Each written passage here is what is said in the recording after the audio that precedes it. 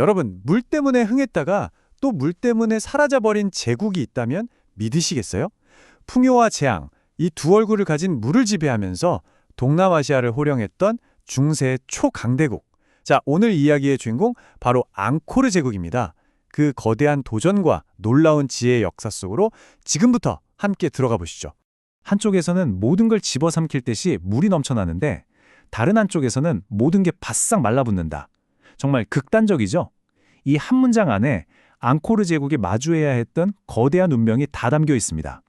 이들은 바로 이런 극과 극을 오가는 물과의 전쟁 속에서 제국을 건설해야만 했어요. 자, 이런 땅에서 제국을 건설한다? 솔직히 불가능해 보이지 않나요? 그런데 놀랍게도 고대 크메르인들은 이걸 해냈습니다. 그것도 무려 600년 동안이나 동남아시아의 최강자로 군림했죠. 도대체 그 비결이 뭐였을까요? 자, 그럼 먼저 이들이 발을 딛고 살았던 극단의 땅이 대체 어떤 곳이었는지부터 한번 자세히 들여다보죠. 앙코르가 마주했던 그 혹독한 환경 말입니다. 앙코르의 중심에는 바로 이 거대한 톤레사프 호수가 있었는데요. 이게 보통 호수가 아니에요. 우기, 그러니까 몬순 시기가 되면요, 막 성남 바다처럼 5배나 커져서 주변을 다 집어삼킬 듯이 불어나고요. 건기가 되면 또 언제 그랬냐는 듯이 땅이 쩍쩍 갈라질 정도로 메말라 버립니다. 이건 뭐 매일매일이 물과의 전쟁이었던 셈이죠. 이렇게 변덕이 죽 끓일 듯하는 자연 앞에서 과연 크메르인들은 어떻게 살아남았을까요? 정말 놀랍게도요, 이들은 물을 피하는 게 아니라 아예 길들이는 방법을 찾아냈습니다. 근데 이 방법이 그냥 댐 하나 짓고 끝내는 그런 단순한 게 아니었어요. 아주 체계적인 3단계 전략이 있었죠. 첫째는 영적인 믿음으로 물을 신성하게 만드는 거였고요. 둘째는 자연에 순응하는 기적의 작물을 키워냈습니다. 그리고 마지막으로 어마어마한 공학 기술로 물을 완벽하게 통제하기에 이릅니다. 이 부분이 참 흥미로운데요. 물 관리를 기술이 아니라 어떤 영적인 차원에서부터 시작했다는 점이에요. 강바닥에 힌두교의 신성한 상징, 링가를 수천 개나 새겨 넣은 거죠. 왜 그랬을까요? 이 위로 흐르는 물은 신성하게 정화된다고 믿었던 겁니다. 이게 단순한 믿음을 넘어서요, 물에 대한 사람들의 불안감을 다독이고 공동체를 하나로 묶는 아주 중요한 역할을 했습니다. 농업기술은 이건 진짜 기발합니다. 부유벼라고 들어보셨나요? 말 그대로 물에 뜨는 벼인데요.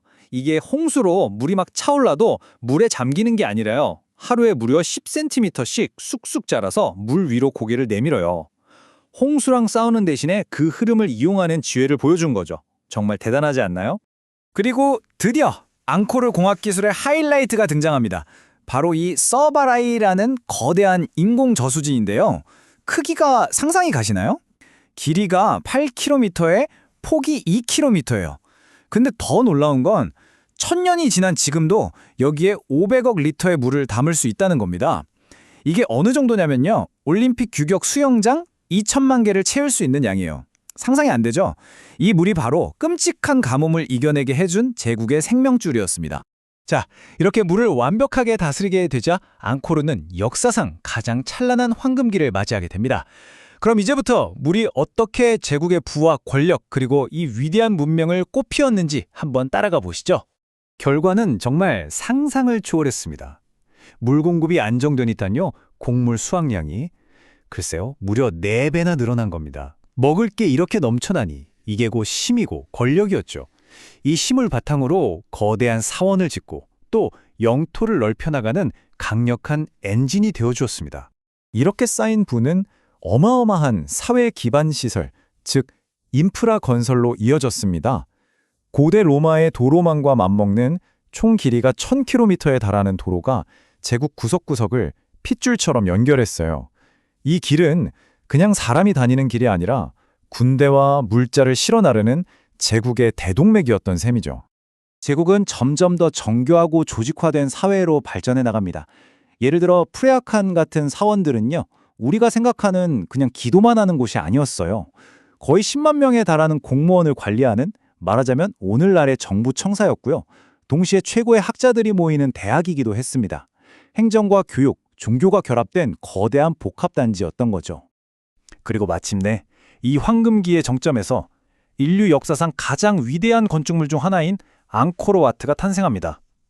사원을 빙 둘러싼 이 거대한 해자, 그냥 멋으로 파놓은 게 아니에요. 물론 신성한 바다를 상징하기도 하지만 여기에는 정말 엄청난 과학이 숨어 있습니다.